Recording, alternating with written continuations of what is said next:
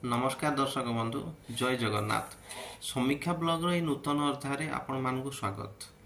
आज आम गोटे नुआ जिनस विषय जानवा चाहिए गोटे नुआ टेक्नोलोजी जहाँ को आम कहीपर टेक्नोलोजी दिन को दिन बढ़िबार लगी। आपण मैंने जानी जो मैंने एईपीएस विषय जानी बा आधार एनाबल्ड पेमेंट सिस्टम जो थी कि आम आगु बायोमेट्रिक देकरी जो मैंने आधार एईपीएस सर्विस नहीं बा बैंकिंग पॉइंट काम कर निजर ग्राहक सेवा केंद्र माध्यम लोक मानू पैसा विथड्रॉल करुँच डिपोजिट करुँच बैंकिंग ट्रांजैक्शन करुँच से कौन करती ना टिप चिन्ह देकर कस्टमर अकाउंट पैसा उठाती और कस्टमर को कैश पेमेंट करती जोटा को आम एईपीएस कहे। तो एईपीएस टा जो बायोमेट्रिक डिवाइस माध्यम हुए गोटे क्या मंत्रा मर्फो एगुड़ाक सब यूज करा पड़े। तो एबे गोटे नुआ टेक्नोलोजी आसची जोटा कि हूँ आधार फेस आरटी। ये आधार फेस आरटी माध्यम गोटे कस्टमर बायोमेट्रिक न नहीं ता रेटिना न नहीं आपण तार मुह को स्कान केवल करदे जोटा कि मोबाइल केवल हो पार आ कि एक्सट्रा डिवाइस दरकार ना। मोबाइल गोटे फेस आरटी आपण एप्लिकेशन लोड करदे कस्टमर फेस को स्कान करदे से आपण पैसा उठे पारे। आ से सर्विसटा प्रोवाइड करुच्ची को जो कंपनी से कंपनी एरिया मैनेजर आज आम सहित अच्छा आम ताकठू जाना बुझा ये फेस आरडी कौन आमती एटा काम कर चलन ताकठू जाना। तो आज आम गोटे एईपीएस एप्लिकेशन विषय जानिबा जो कंपनीटा कि हूँ भीमपे।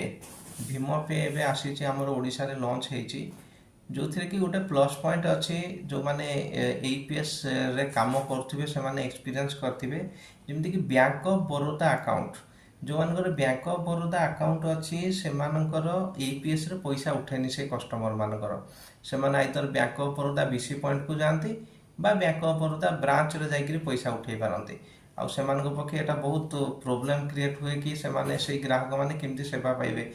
गोटे एप्लिकेशन आसी जो थी कि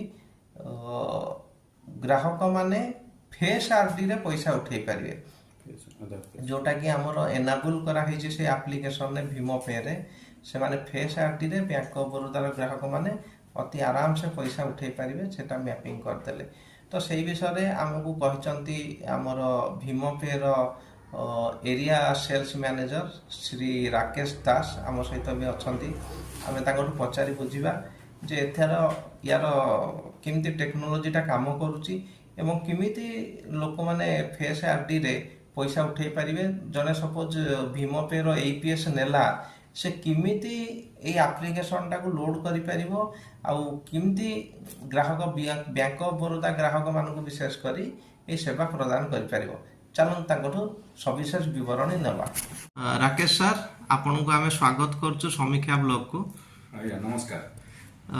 आमर दर्शक माने जानिबा को चाहुचंती कि जिमती आपण कहिले जमती आमर फेस आरडी रे बैंक ऑफ बड़ौदा कस्टमर माने जमती कि समस्ते जानी पैसा उठे पारती फिंगरप्रिंट देकरी अलग लोकेशन माने अलग बीसी थ्रू रे पैसा उठे पारती।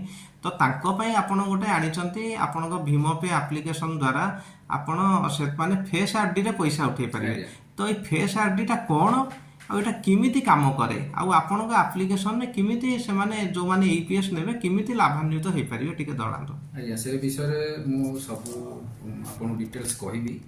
तो प्रथमे आमर जो कंपनी अछि भीमपे भीमपे रो आमर एईपीएस बेस एप्लिकेशन मार्केट रे बहुत आपनकर अछि किंतु आमे भीमपे तरफरु लोक मानकू किबा आपण मान भिएली मान पई बहुत सुविधा करिया पई आमे गोटे नुआ फीचर से ऐड करछु कारण आगुरु एईपीएस माध्यम रे जो टिप होतला केवल टिप माध्यम रे किंबा आपनकर आइरिस जो आखि रेटिना माध्यम रे सेटा ऑथेंटिकेट करिकि पैसा उठाबा किंबा डिपोजिट किछि बैंक रो करा जाउतला किंतु एबे हमर फेस आधार रे गोटे नुआ फीचर ऐड करछु हम एप्लिकेशन रे सेथरे कोन हबो आपण जो कस्टमर करो तांकर केवल आधार कार्ड दरकार आ तांकर फेस हमर जो गोटे एप्लिकेशन अछि फेस आपनकर फटोटा देव मोर फटोटा दिव फेस आरडी बस फेस आरडी कहले फेस आरडी माध्यम रे आपण से कस्टमर मानकर पैसा उठे पारे जेमिति आगु टिप से टिप लगे पैसा उठाउते ତାଙ୍କର ରେଟିନା ମାଧ୍ୟମରେ ପଇସା ଉଠୁଥିଲେ। ଏବେ ଫେସ୍ ଡିଟେକ୍ସନ୍ କରିକି ବି ଆପଣ ସେଥିରୁ ତାଙ୍କ ସେଇ କଷ୍ଟମରଙ୍କର ପଇସା ଉଠାଇ ପାରିବେ। ଏହାଦ୍ୱାରା ଆପଣଙ୍କର ଇଭେନ୍ କୌଣସି ପ୍ରକାର ବାୟୋମେଟ୍ରିକ୍ ଡିଭାଇସ୍ ଯେମିତି ଆମର ମନ୍ତ୍ରା ମର୍ଫର ଦରକାର ପଡ଼ୁଥିଲା, ଏଥିରେ ବି ସେଟା ଦରକାର ପଡ଼ିବ ନାହିଁ। ବିଶେଷ କରିକି ଆମର ରହୁଛି, ଦେଖିବେ ଯେଉଁ ବ୍ୟାଙ୍କ ଗୁଡ଼ାକୁ ଆଲାଉ କରୁନଥିଲା ଆଗରୁ, ଦେଖିବେ ଯେମିତି ଏକ୍ଜାମ୍ପଲ୍ ହେଉଛି bank of Baroda. A bank of Baroda ଯେଉଁଟାକି ଆମର ଲୋକ ଭିଏଲି ମାନେ କିମ୍ବା ଆମର ବିସି ବ୍ୟାଙ୍କିଂ କରେସ୍ପଣ୍ଡେଣ୍ଟ ବହୁତ ଅସୁବିଧାର ସମ୍ମୁଖୀନ ହେଉଥିଲେ ସେମାନଙ୍କର ପଇସା ଉଠାଇବାରେ। କିନ୍ତୁ ଆମର ଫେସ୍ ଆର୍ଡି ମାଧ୍ୟମରେ ଆପଣ ସେ କଷ୍ଟମରମାନଙ୍କର ଆରାମସେ ପଇସା ଉଠାଇ ପାରିବେ, ଆଉ ସେମାନଙ୍କର କାମ କରିପାରିବେ, ପଇସା ଉଠାଇ ପାରିବେ। ଯେ ଫେସ୍ ଆଇଡିଟା ସେମାନେ ମୋବାଇଲରେ ଇନଷ୍ଟଲ୍ କରିବେ, ତାହେଲେ ସେମାନଙ୍କ ଫେସ୍ଟା ଡାଇରେକ୍ଟ ଡିଟେକ୍ଟ କରିକି କାମ କରିବ। ଆଚ୍ଛା, ଠିକ୍ ଅଛି। ତ ଆମେ ଆଉ ଗୋଟେ ଜାଣିବାକୁ ଚାହିଁବୁ କି ଆପଣଙ୍କର ଏଇ ଯେଉଁ ଭୀମ ପେ କମ୍ପାନୀ, ଇଏ କମ୍ପାନୀର ହେଡ୍ ଅଫିସ୍ କେଉଁଠି, ଆଉ ତାକୁ ଆମର ଓଡ଼ିଶାରେ ସପୋଜ୍ ତାକୁ ଆମର ଏବେ ଲଞ୍ଚ ହେଇଛି କହୁଛନ୍ତି, ତ ଏଥିରେ ଆଉ କ'ଣ କ'ଣ ସର୍ଭିସ୍ କମ୍ପାନୀ ଦେଉଛି? ହଁ, କମ୍ପାନୀ ବିଷୟରେ ଆପଣଙ୍କୁ କହିବାକୁ ଗଲେ ଆପଣଙ୍କର ହେଡ୍ ଅଫିସ୍ ହେଉଛି, ଏଇଟା ହେଉଛି ବାଙ୍ଗଲୋର ବେସ୍ କମ୍ପାନୀ। ତ ଏଇଟା ଅଲମୋଷ୍ଟ 5 ବର୍ଷ ଆଗରୁ କମ୍ପାନୀର ସେଟଅପ୍ ହେଇଯାଇଛି। ଏବେ କାଲକାଟା, ମୁମ୍ବାଇ, ଦିଲ୍ଲୀରେ ୟାର ବ୍ରାଞ୍ଚ ଅଫିସ୍ ଅଛି। ଏବେ ବହୁତ ଶୀଘ୍ର ଓଡ଼ିଶାରେ ବି ବ୍ରାଞ୍ଚ ଅଫିସ୍ ୟାର ଖୋଲିବାକୁ ଯାଉଛି। ଆଉ ଆମର ଏଥିରେ ଏଇପିଏସ୍ ସହିତ, ଏଇପିଏସ୍ ତ ରହୁଛି ଗୋଟେ ପାର୍ଟ, ଆମର ଆପ୍ଲିକେସନ୍ ଯଦି ଆପଣ ୟୁଜ୍ କରୁଛନ୍ତି, ସେ ଆପ୍ଲିକେସନ୍ରେ ଆପଣଙ୍କୁ ଏଇପିଏସ୍ ସହିତ ମାଇକ୍ରୋ ଏଟିଏମ୍, ଯେଉଁଟାକି ଆପଣଙ୍କ ଏଟିଏମ୍ କଷ୍ଟମରଙ୍କର ଏଟିଏମ୍ ବ୍ୟବହାର କରି ସେମାନଙ୍କୁ ପଇସା ଉଠାଣ କରିପାରିବେ। ଡୋମେଷ୍ଟିକ୍ ମନି ଟ୍ରାନ୍ସଫର ଅଛି, ବିଭିନ୍ନ ପ୍ରକାରର ୟୁଟିଲିଟି ବିଲ୍ ପେମେଣ୍ଟ, ରିଚାର୍ଜ, ଇଏ ସବୁ ରହୁଛି। ତା ସହିତ ଆପଣଙ୍କର ଇନ୍ସୁରାନ୍ସ ରହୁଛି, ପ୍ୟାନ୍ କାର୍ଡ଼ ଆପ୍ଲାଏ କରିବାର ବ୍ୟବସ୍ଥା ବି ଅଛି। ଆହୁରି ଆଗକୁ ଗୁଡ଼େ ବହୁତ ସର୍ଭିସ୍ ଲାଇଭ୍ ହେବାକୁ ଯାଉଛି ଆମ ଆପ୍ଲିକେସନ୍ରେ। ସେଇଟା ବହୁତ ଭଲ ଆଉ ଷ୍ଟେବୁଲ୍ ଅଛି ମାର୍କେଟରେ, ବହୁତ ଫାଇଦାର ହେବ ଆପଣଙ୍କର। ଆପଣମାନେ ସମସ୍ତଙ୍କୁ ଅନୁରୋଧ କରିବି, ସେମାନେ ନିଜ ନିଜର ଆପ୍ଲିକେସନ୍, ଆମର ଭୀମ ପେ ସବୁ ତ ଆପ୍ଲିକେସନ୍ ୟୁଜ୍ କରୁଛନ୍ତି କୌଣସି ନା କୌଣସି ଆପ୍ଲିକେସନ୍, ଆମ ଭୀମ ପେ ଆପ୍ଲିକେସନ୍ ବି ନିଜର ଇନଷ୍ଟଲ୍ କରନ୍ତୁ। ଇନଷ୍ଟଲ୍ କରିକି ଦେଖନ୍ତୁ, ବହୁତ ଫିଚର୍ ତା ଭିତରେ ଅଛି। ଆଉ ଆଗକୁ ଆପଣଙ୍କୁ ବହୁତ ଲାଭ, ବହୁତ ଭଲ କମିଶନ୍ ଦେବାରେ ମଧ୍ୟ ଆମେ ହାଏଷ୍ଟ ଅଛୁ। ମାର୍କେଟରେ ବହୁତ କମ୍ପିଟିଟିଭ୍ ଆମେ ଦେଉଛୁ କମିଶନ୍, ତେଣୁ ଆପଣ କରନ୍ତୁ। ଆପଣ କମିଶନ୍ ସ୍ଲାବ୍? ହଁ, ମୁଁ ଆପଣଙ୍କୁ ଦେଇଦେବି କମିଶନ୍ ସ୍ଲାବ୍, ଆପଣଙ୍କୁ ଦେଇଦେବି। ଆପଣ ଡିଟେଲ୍ସ ସେୟାର କରିଦେବେ, ତାର ସ୍ଲାବ୍ ୱାଇଜ୍ ଅଛି। ଓକେ। ରାକେଶ ସାର୍ଙ୍କୁ ବହୁତ ବହୁତ ଧନ୍ୟବାଦ। ସେ ଆମକୁ ଦର୍ଶକମାନଙ୍କୁ ଏଇ ଭୀମ ପେର ଉପାଦେୟତା ବିଷୟରେ କହିଲେ, ଯେଉଁଟାକି ବହୁତ ମୁଁ ଭାବୁଛି ଭଲ ଆପ୍ଲିକେସନ୍, ଯେଉଁଟାକି ଫେସ୍ ଆର୍ଡିରେ ଆପଣମାନେ ପଇସା ଉଠାଇ ପାରିବେ। ଆପଣଙ୍କୁ ବାୟୋମେଟ୍ରିକ୍ କିଣିବା ପାଇଁ ଖର୍ଚ୍ଚ କରିବାକୁ ପଡ଼ିବନି।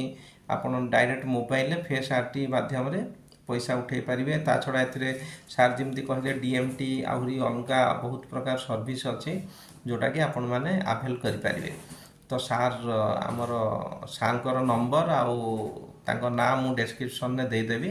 ଆପଣମାନେ ସାର୍ଙ୍କୁ ଡାଇରେକ୍ଟ କଣ୍ଟାକ୍ଟ କରି ଭୀମ ପେର ଆଇଡି ବି ନେଇପାରିବେ। ଆଜି ପାଇଁ ଏତିକି।